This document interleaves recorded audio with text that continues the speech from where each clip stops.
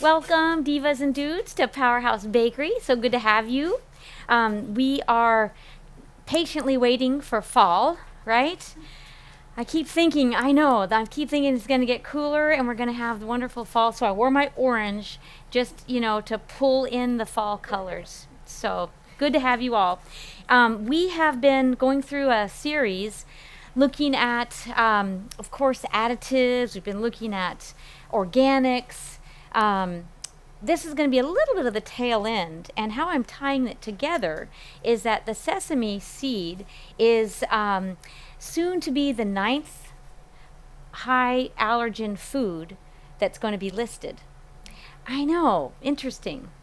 So as I was doing research on, of course, the food additives and how crops are grown and kind of the risk around people's health overall, that's how I discovered that this little humble seed, the sesame, was now under scrutiny.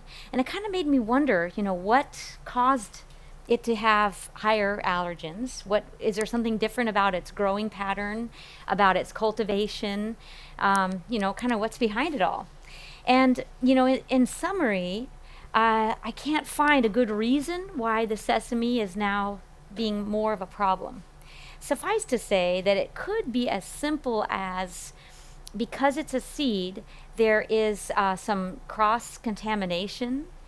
And also what I found in my research is that there are similar proteins in the sesame seed of other nuts and legumes, because like a peanut, same with the sesame seed, there's similar proteins. And remember that for somebody to have an allergy, their body has to have an unusual or an unsubstantiated reaction to a food. And so that basically means that our body triggers the alarms saying that whatever protein has been discovered is bad. And so it builds our immune system to fight against that potential allergen or that potential toxin, which is really just a protein. So if you know of somebody that has allergies to other foods like dairy and eggs and soy and wheat and nuts and peanuts, those are the most common, they will sometimes have a very mild reaction, which would be what? What's a mild reaction? Maybe itching, maybe, yeah, like cold symptoms. That's the histamine reaction, coughing. And then it can get even more severe. Like, what have you heard? Something that's more severe. When you're starting an anaphylactic reaction. Yeah, exactly, Mary. So when you're a more severe reaction that's mentioned was starting to cough and then having a constriction in our airway. And so it seems odd that our body would build enough of a reaction that could almost be detrimental to the life of the critter, right, to the human. And so I think it's really interesting. So today what I wanted to do was go over some of the nutritional benefits of the sesame seed, and also to investigate a little bit around the allergens and kind of understand that more in depth, because I always believe that knowledge is power, and when we understand why a food is a potential allergen, that helps. So why, the protein is something that our body recognizes as a foreign toxin, but also how to minimize the exposure.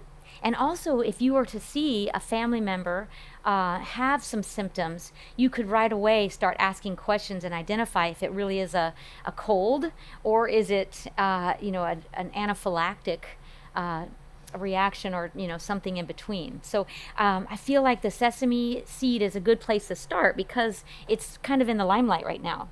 So let's first look at some of the benefits of this beautiful little seed. So I took notes because I think it's so fun to really see how the nutrition layers up. We build our best foods list, always trying to see what do we want to include more in our diet. And so I think the sesame seed is going to be one of those. So if we look at 1 tablespoon serving, and you'll always see different serving sizes. So I don't want us to think, oh, okay, that's how much I should have of that seed. That's just really a landing point, because you're going to see very quickly I'm going to go to 3 times that much. So sometimes the serving size designated will be to highlight one of its benefits or even minimize one of its, traits that we don't consider good. Like, what would you think? Fats. If we're looking at 1 tablespoon of a seed and we know that it's high in fat, the first thing we're going to go to is, okay, how many grams of fat are in that 1 tablespoon? So total fat is 4.5 grams. Does that seem high? It does, kind of, right, Mary? And that's because we're educated and we put it into context and we think, wow, what else can I get for 1 tablespoon of something? Well, let's now put it in comparison. So 1 tablespoon of olive oil, anybody know how much that is? Tablespoon of EVOO is more like 15 grams of fat. And then we go, oh, okay, well, it's not that much then. It kind of helps us to put it back into perspective. Most seeds are going to be right around that. And how many grams of fat do we want in the whole day? That also helps us to put it in perspective. Anybody know how many grams of fat are you trying to get in a day? Maybe somewhere around 50, maybe 60 grams of fat in the day. And, we're making an educated guess. If we were to look at the label, it would tell us a percentage of our daily value, our daily needs. So if we are on a 2,000 calorie diet, let's see, I could even look on my Sesame tahini, and I could read that in 2 tablespoons, it's giving me an amount. Now this is of creamed up sesame seeds, right? So it's much more concentrated. And it's going to tell me that 2 tablespoons gives me 18 grams of fat. Whew, big difference when you grind it up, right? You can fit more in there. And that ends up being 24% of my total fats for the day. So we figure 20, 40, 60, that puts us right in that area. So if we're following a 2,000 calorie diet, that's about how many grams of fat we would need. How many follow a 2,000 calorie? No, none of us. And then, right, Rachel's like, I don't know how many calories I eat. I don't either. And some days there's going to be more calories and some days are less. And I think that's what we should do in a normal rhythm of hunger and satiety. So you kind of know my mantra. But I think it's fun. The first thing we think of in the seed is, okay, what serving size are we talking about? And how many grams of fat does it give us? So this is about 50 calories. And of this, it's very little carbohydrates because it's mainly going to be fat. But let's look at some of the minerals that are being provided by the sesame seed. Iron. I often get questions from folks, what are some high iron foods? And what do they often think of? Meat, right? Spinach. Yeah. So sesame seeds are a great source. So now let's think about this. In our 50 calories, that's a pretty low investment for 7% of our needs for iron, right? That's kind of like, wow, now the stakes are really going up. This seed is really going to give me a lot of bang for my buck. And whenever we are creating our best foods list, and we're trying to think of what powerhouse foods are we going to use on that best foods list, we always want them to be foods that are going to give us a lot of bang for our buck. So iron, pretty good. B6, one of those beautiful B vitamins, gives us 5% of our daily value. Magnesium, 8%. So again, in 50 calories worth of sesame seeds, we're getting 8% of our needs for magnesium. Do you know anybody that supplements magnesium? Yeah, some of us. That's usually not one we need to supplement. And I'm going to talk more about this later, a little bit later in our hour. But I think a really interesting thing that we're going to see is that in nature, these phytonutrients. These non-nutrients, or there's a fun term for it. Anti-nutrients, basically, actually decrease the amount of these important minerals that our body can access. Like you've heard of spinach. Oh, spinach is a good source of iron, but you can't absorb very much. And that's because of these anti-nutrients. So what I think is interesting is nature has said these are super important, but you can also get too much of them. So in that plant, I'm also going to make, as in nature, God, I am going to make sure that you don't get all of the nutrients available. Because even if it's a good thing, too much of a good thing is still too much. So hold on to that thought. So magnesium in our 1 tablespoon is 8% of our daily needs of magnesium, 5% of B6, 7% of iron. Calcium, here's another good one. Calcium, 8% as well. And fiber, we can even jump into this. So fiber isn't really a micronutrient. It's really one of those extraneous important things we need, but it's not a micronutrient. But look at calcium, just like magnesium, really substantial. And so when we're thinking about bone health and we decide we can't have dairy because we have a dairy allergy, and then you think, well, what can I get that has dairy in it? And if we're really in tune to marketing and merchandising, we would say, well, let me make sure I get almond milk that is supplemented with calcium. And another choice might be, well, let me increase my use of seeds, especially things like sesame seed. So I think it's really cool that this is loaded with some great things. Fiber is also important. When we think about how much fiber should we have in our diet. So I'm going to erase the fat discussion right over here in the corner. And anybody know how much fiber we need to have in a day? No? Very close, 35. Right on, yes. So somewhere between 35 and 40 grams of fiber is what the, experts, the powers that be, recommend.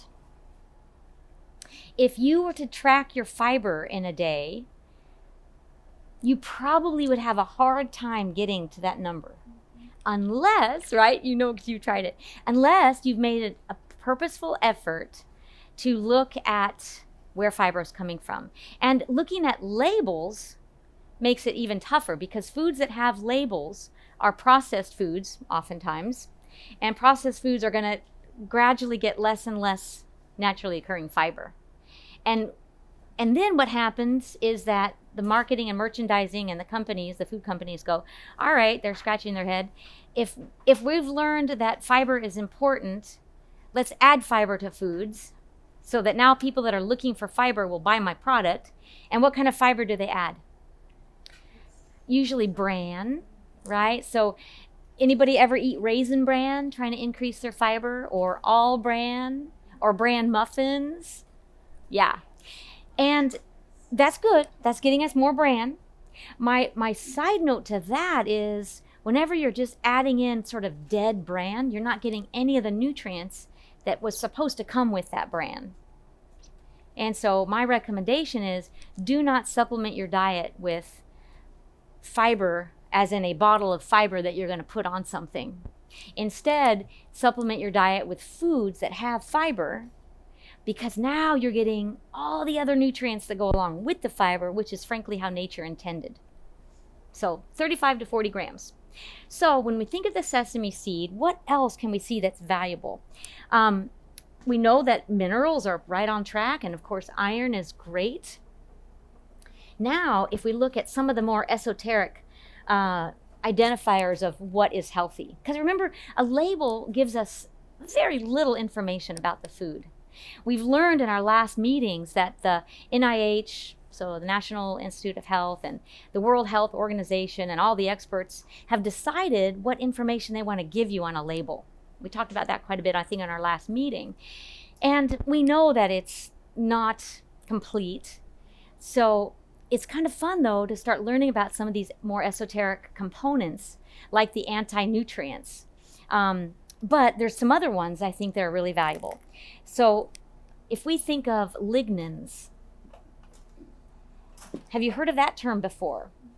Lignin is another term for fiber. Whenever you start getting into talking about seeds, like our darling, the flax seed, it's up here too. Flaxseed. Didn't make that F very good. Flax seeds are definitely the darling of the nutrition world, right? We love our flax seed. And what's the other one that I love in my little mighty seed blend? Chia. Yes, chia, and of course hemp. Whenever you start talking about seeds, the term lignin pops up. And of course, that's a term that the layperson might not know, but it's definitely a term that is really valuable when we're looking at overall fiber intake. So lignins are very rich in the seed category. Also, when we start thinking about this whole category, now we start getting into some lifestyle conditions that are really improved by a diet that's high in natural fiber. Oftentimes people supplement with fiber when they already have a disease. Everything's fine. They grow up eating hot dogs and chips because they're just a kid and they can eat whatever they want because they're just little, and then they grow up and then they start having problems and they go to the doctor and the doctor says, eat more fiber. It's kind of hard to bring the clock back and start eating, pumpkin seeds for breakfast. Yay, you do. I'm so proud of you. But we know that some issues are still improved even if you start eating later in life a higher fiber diet. So we know that for sure lowers cholesterol.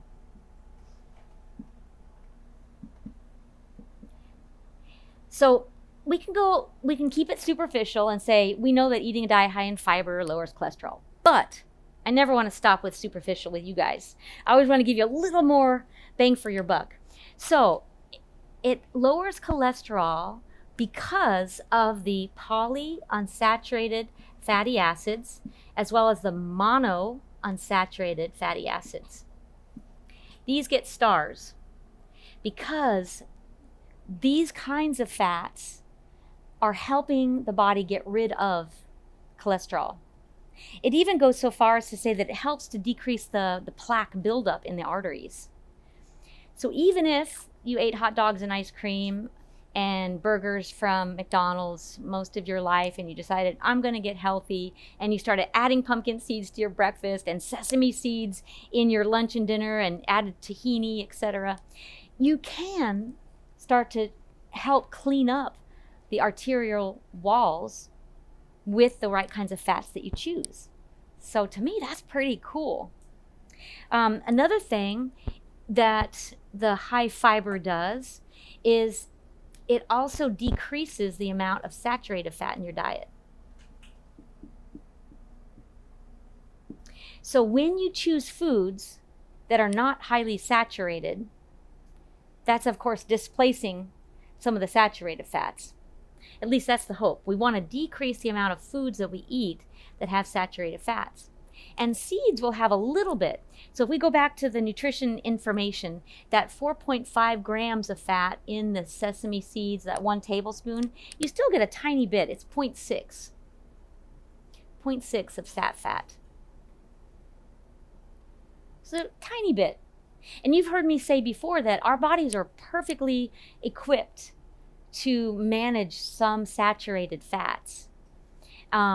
But when we get too much, that's when it's very hard for the body to manage. So having foods that are high in polyunsaturates and monounsaturates is really helping the overall quality of your blood. So in addition to it being high in fiber, we also can say that seeds are going to be really valuable in the types of fats that they provide. So the quality of the fat and the quality of the fiber are really why a seed becomes a real powerhouse. Now here's another interesting thing. You've heard me talk a lot about trying to get more plant protein, right? So let's talk about how much protein is in the sesame seed. I've talked a little bit too about the essential amino acids, and those are the ones that we have to get from our diet because a lot of them our body can make. If we get the building blocks, our body can take apart the building blocks and reassemble to almost everything that we need. But there's a few that are really key. And the sesame seed is low in lysine.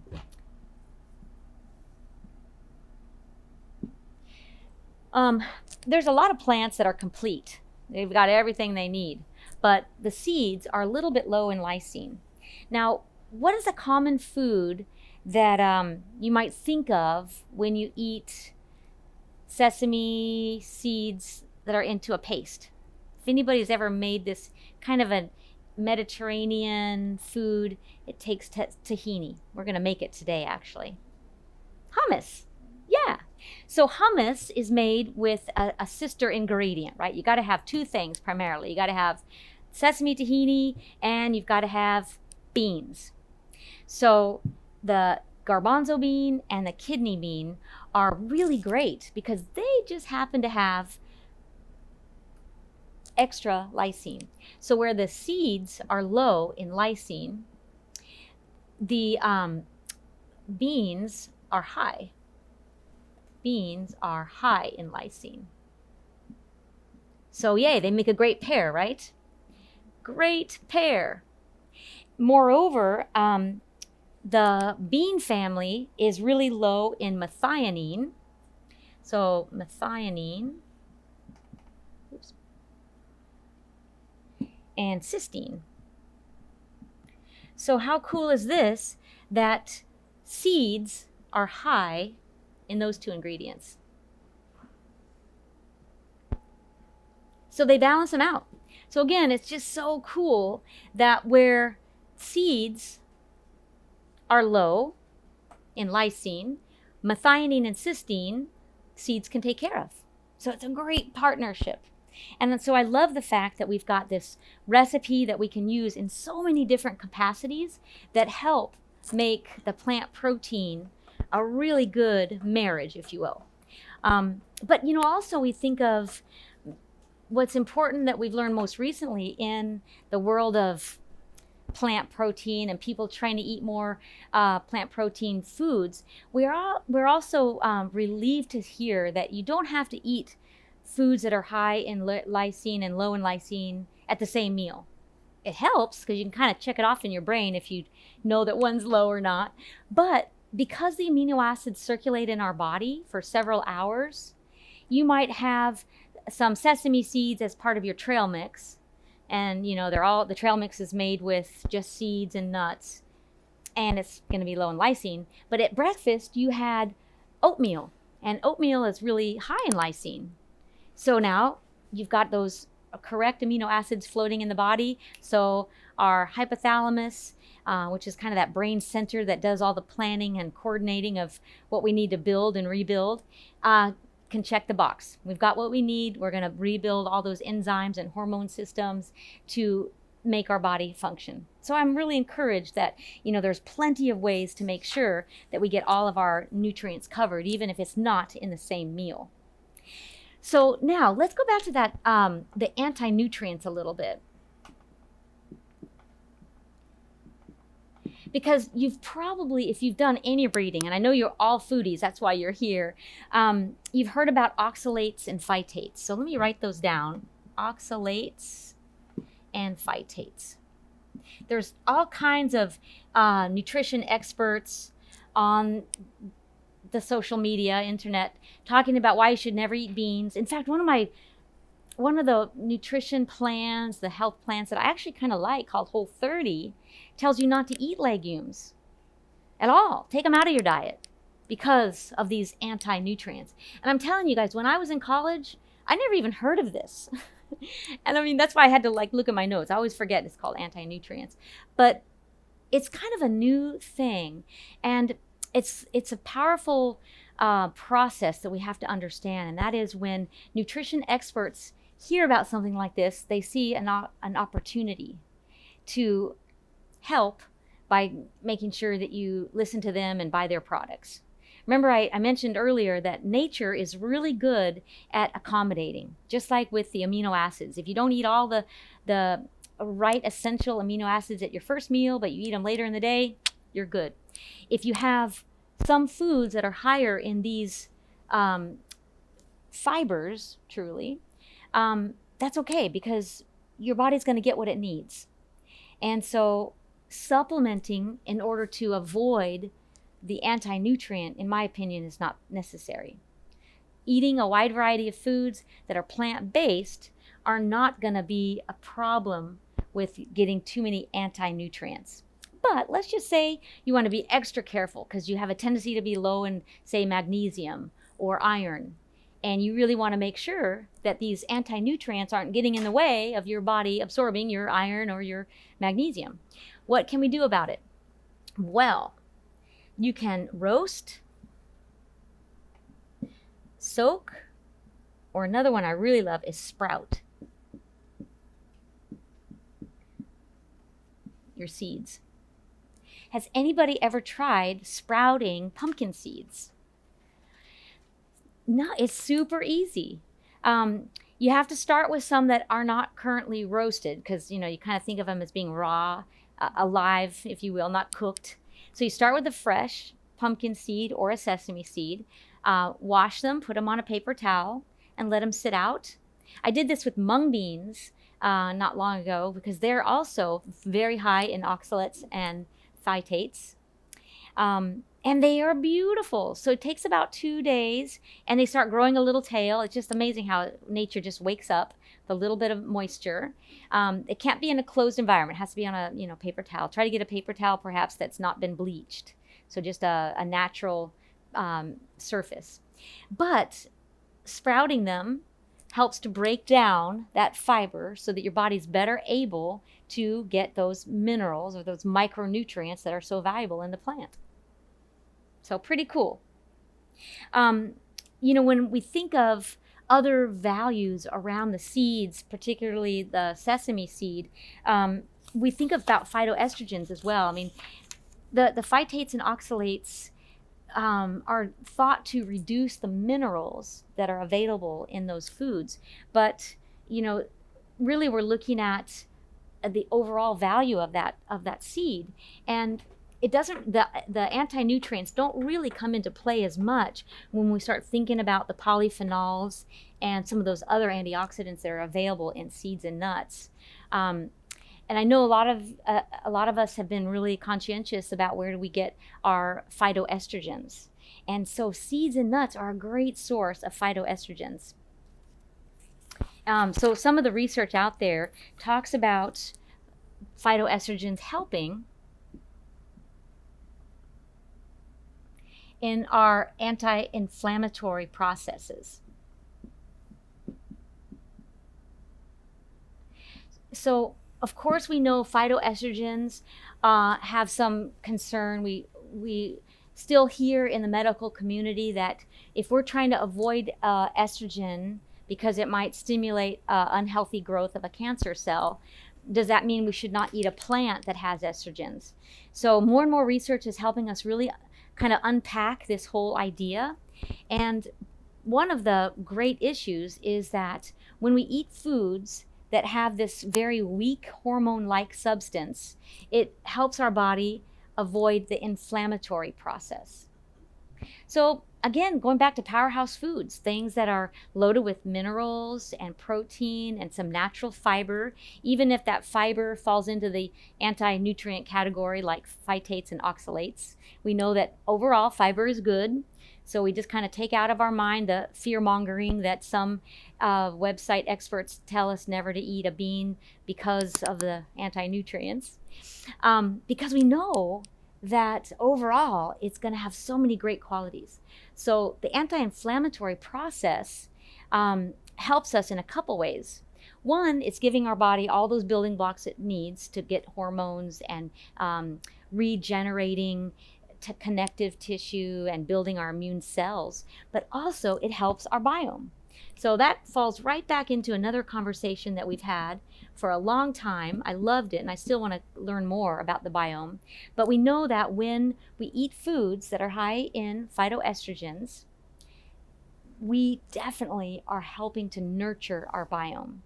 So if we go back and look at the nutrition breakdown of that sesame seed that I gave you a few minutes ago, high in magnesium and manganese and copper are all also going to really help with the biome's health. And the other piece of the puzzle is if we're going to eat this food, maybe we won't eat that food. Okay. So I talked a little bit about the nutrients in that 1 tablespoon. I think what's interesting is when we start looking at understanding how phytoestrogens and sesame seeds help our bones, then the amount goes up. So we say, okay, let's look at a significant amount of seeds. Let's just not do a tablespoon because we're not afraid of calories anymore, right? This is more like 158 calories in 3 tablespoons of sesame seeds. Of course, the fat goes way up too. And now we're starting to look at a little more promising numbers when we see the B vitamins. It's, it ranges from 17, so B vitamins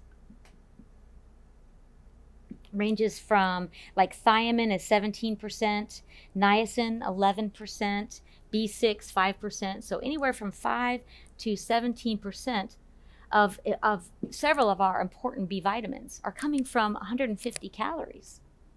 Pretty good. And so this morning when I'm reviewing my notes and getting ready for you, I'm eating my Ezekiel bread, and I notice it's got sesame seeds all around the edge. I'm like, ching! They probably gave me, half a teaspoon? Not very much. So my next thought was, dang, I got to make sure I get some more seeds. And so a challenge I want to give you is see if you can get 3 tablespoons. And don't be exclusive to sesame seeds. I mean, of course, any seed is going to be very similar profile. All seeds are high in phytoestrogens, they're high in polyphenols, they're high in oxalates and phytates, because of the fiber.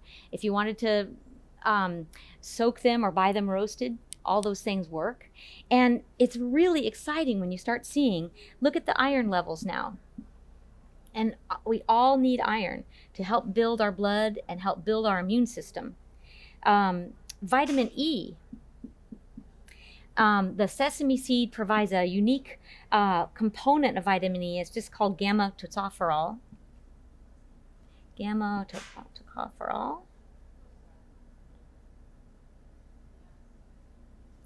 So don't worry about the fancy name, just that we're getting significant amounts of all these nutrients, and it's worth increasing our serving size. So if we think of ways that we could include more nuts and seeds, let's play around with a couple of options that we might include them, not only just in our best foods list, because oftentimes people will think of seeds as being a snack food. And you know me, I mean, I don't really even like the term snack because it's a dangerous one. It makes us feel tempted to get crackers and cookies and stuff. Well, you can see on my table, we're going to have a snack, and we have a veggie that we're going to dip, and we're going to make some of our beautiful hummus. But, when we think of our best foods, where else could we hide or add some seeds? Remember that they're going to go into the fat category, and adding fats needs to be purposeful. And we, especially women, are super conscientious and trying not to add fat. So, even when I first meet with a client and I go through their best foods list, they go, well, I don't really know what fats I eat. And if they have a weight loss goal, I'm thinking, you must be getting hidden fats, right? But what I want them to do is purposefully add in fats. In fact, it's not uncommon when I meet somebody and I'm learning about their eating style, and they'll say, well, I have oatmeal for breakfast. And I say, okay, cool. What do you put in it? Oh, nothing. I eat it plain. And I'm thinking, oh gosh, I feel sorry for you. Plain oatmeal is so plain. How about if you at least add maybe some cinnamon or some fruit or some nuts? And so that's where I want us to start really thinking, where could we add in seeds and nuts? And when I go to the internet, their ideas are kind of weak, if you ask me.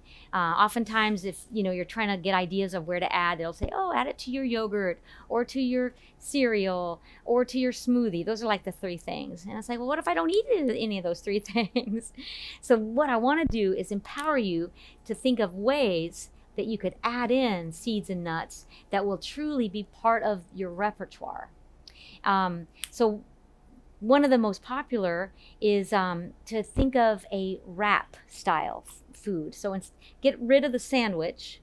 It's not bad, but let's just say, let's get rid of the sandwich and open up that tortilla. Now you've got this big, beautiful landscape that you could add some seeds and nuts. Now, sadly, they will roll off if you don't have them sticking to something, right? Which is why I like to mix the seeds, and this is where the little NutriBullet's going to come in handy. So this is what really sparked my interest in the next series that I'm going to do with you guys, and that is kitchen gadgets that work in meal prep.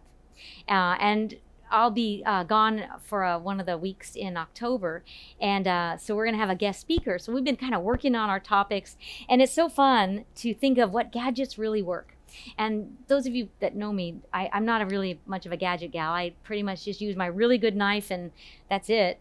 But I'm starting to really appreciate more and more about gadgets and really understanding how do they make your job go faster and smoother, and especially if it's easy and quick cleanup. So this NutriBullet is one that I've really enjoyed because it's really just 2 parts. I mean, it goes in the dishwasher, and so it's been really fun. And again, I can whip up a hummus super fast. So I'm going to show you that now. Now, I just happened to have, I had garbanzo beans, but I thought, let's do a little more unusual hummus and use kidney beans. So I start with organic kidney beans, and I'm going to drain the water, but I'm going to keep some of it because I might need a little bit of the water as I'm whipping up my hummus. So where would we use this hummus? I mentioned, of course, in a wrap, and there's more and more fabulous wraps on the market. The ones that I love are made from the same company as the Ezekiel bread, and it's just fabulous. It's a little bit heartier than some of the other ones. Now, of course, if you don't have a wheat allergy, you can certainly use a whole grain or whole wheat tortilla, but I like the one that has malted grain. Okay, so 1 can of beans, a little bit of lemon juice, and I'm not going to really give you a recipe. I mean, I will give you a recipe, but I like having it kind of fly by the seat of your pants, just kind of go with what you have and then taste, see if you like it, and adjust. And recently I have been using my taco tango, and the sesame seeds go so well with the taco tango and my fennel fling. But you don't need fancy blends. You could just use your favorite 1 or 2 spices. You could use oregano or thyme. You could use cumin, and garlic is always a mainstay too. And so a little lemon juice, a little bit of garlic, about probably a teaspoon and a half, a little bit of Himalayan sea salt. I'm going to use maybe a half a teaspoon. Now the beans are salted. No, they are low sodium, so I might even need to add a little bit more, but we'll taste it and see how we go. And now for my beautiful tahini. So this is where my sesame seeds are coming into play. And notice that it is fairly runny. So you'll want to mix it if you buy sesame tahini and don't refrigerate it. So buy it from the shelf. Of course, it's not chilled. Stir it and then store it in the refrigerator. So I'm going to do about 1/4 cup.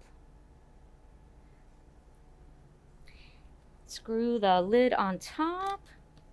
Oh, I'll go ahead and add my taco tango in. Usually I add both of them in. And again, this is a blend of paprika, different peppers, a little bit of oregano. No salt in my spices, but if yours is salted, definitely adjust your total measurements. Okay. All right, so now I'm going to pop it in my NutriBullet.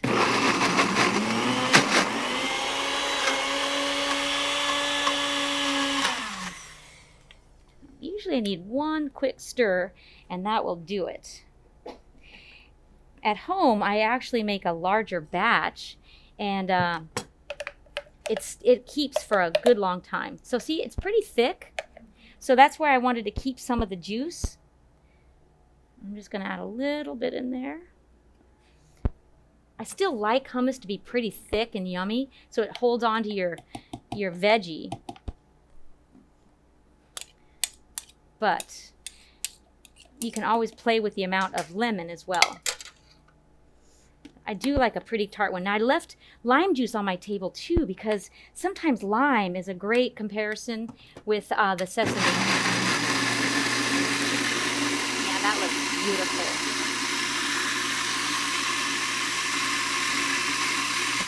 All right, that looks great. Now I did use my NutriBullet when we were doing meal prep. Do you remember what topic? We were doing tofu. And we're doing different sauces. So I have gotten pretty comfortable using my little NutriBullet. I think it's got lots of potential. Now this is a great creamy texture. And I think it's quite exotic looking, this with the bean. I've also made hummus using sweet potato. Fabulous option. Sweet potato, garbanzo beans, kidney beans. You could even do the trio. And it would come out this beautiful creaminess. So I could leave it thicker and layer it, but in this case it's nice because it's kind of like a dip. So now I could even use it as a salad dressing, and it would be a really nice way to add flavor and texture to a great little lunch. So let's make a list here. For sure, we can add hummus to a wrap. What would be some other things we could add sesame seeds to? Hummus will go in a wrap. Sesame seeds could go on top. So this is what I love. When you start getting the glue, now you could add more sesame seeds on top. Added to the top. Another way that I've been experimenting with sesame seeds is when we make the turkey meatballs or the Chilean meatballs, if you've ever had these here. I even made some lamb meatballs for a client yesterday, and I rolled them in sesame seeds and then baked them. It was delicious. So you can use it to top meatballs. Now, of course, doing a plant-based dish, same idea. Instead of it being meatballs, you could do your chunks of tofu, press the sesame seeds in. Of course, they're going to be marinating too, probably, and then pop them in the oven, and they get a beautiful crispy nature. Now, if you've used the organic raw sesame seeds and now you've just roasted them, what have we done to the oxalates and the phytates? We've taken them down because we cooked them. I honestly have not seen sesame seeds unhulled. I've always seen them hulled. Anybody seen them with the shell on? Yeah, very interesting. Here is what the sesame seeds look like, and these so these are hulled, I'm guessing. Like I said, I have not found one that looks any different, so I have to do a little more research. So if anybody finds a sesame seed with the shell on them, let me know. Definitely does not seem to be the popular approach. So there you have it. I love using the sesame seeds as a topping, as in place of a breading. Even if you're making a meat loaf, you could add sesame seeds in, very much like I do with the mighty seeds. The chia, the hemp, and the flax are great in dishes. So same idea with the meatballs. Okay, and so now I'm going to show you one more dish. My granola is such an easy one to make with sesame seeds. So the granola right now is pumpkin seeds, almond slivers, and of course some kind of dried fruit. This happens to be cranberries, but I really love to use cherries as well. Now, if I were to thicken sesame seeds with a juice, now I can use that as a sweetener. So if any of you have ever tried the Parker bars, we have used chia seeds and cherry juice, and we thicken it up, make it a gel, and then mix it with the granola and bake it. And that becomes a fabulous little snack. A little, you could either top your yogurt or you could have it as a true snack. So granola, and I'm going to put this in quotes because I didn't have any oats. Now, of course we could, but the granola can be sweetened with sesame seeds. And what I would start with is 1 cup to a 1/4 cup of, we'll say, cherry juice. So you're going to use the sesame seeds and the cherry juice as the sweetener. So you make a gel, and then you add it to your granola and bake it. Flatten it out, and it becomes a great little snack. Of course, if you wanted to add in the oats, you could. And so your ratio will be very similar to what you see in this little container. So it's a blend of different nuts and berries. You could add in some oats, but what I would do first is just use the nuts and pumpkin seeds, sweeten with your 1 cup of sesame and a 1/4 cup of any juice. If cherry juice is a little too tart for you, then go with something like blueberry juice, which is a little bit sweeter. Or you could even do a ratio of juice plus maybe a tablespoon or 2 of honey. So if we can think of 5 or 6 different ways to incorporate sesame seeds into our day, I think we'd be pretty well set for getting our 3 tablespoons in the entire, week. So now let's kind of summarize it up and see how many ways we can use the sesame seeds, or again, a variety of seeds in our routine. So here we are with breakfast. We're going to add maybe a teaspoon or 2 of sesame seeds. And you could even add maybe 1 or 2 of other nuts as well. Other seeds and nuts. And then lunch, we're going to have some in our wrap. So we're going to do a wrap. And we're going to add hummus. And normally when I do a wrap, I start with a green on the bottom. So if you've ever seen my video where I build the wraps that are in my cookbook, you heat up the skillet, put your tortilla there, let it start getting hot and starting to crisp up a little bit. And the first thing you'll put down is your glue. And that would be either the hummus, or if you have a dairy-free or a regular cheese, that would go down. And then you put your greens, and then maybe a grain. So you're going to start with the glue, and then you'll do greens and grains, and then seeds on top. So the glue is usually the hummus. And then once it gets hot and bubbly, then you can fold it over, and you have a really nice way to have it contained. If you start with the greens, they get wilty. So you want to protect them a little bit with that glue. And again, the hummus is such a good one for that. So that's our lunch, and then our quote-unquote snack might be our granola. And then how might we incorporate seeds into dinner? Well, one of my favorite ways that I mentioned is wrapping the meatball or the tofu with the seeds. So you could do meatballs with toasted sesame seeds.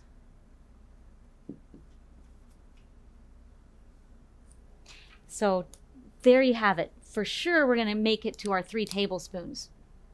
And I think that is the best investment of 150 calories that we could figure out for a healthy way of life. So thank you so much, and let's try some hummus.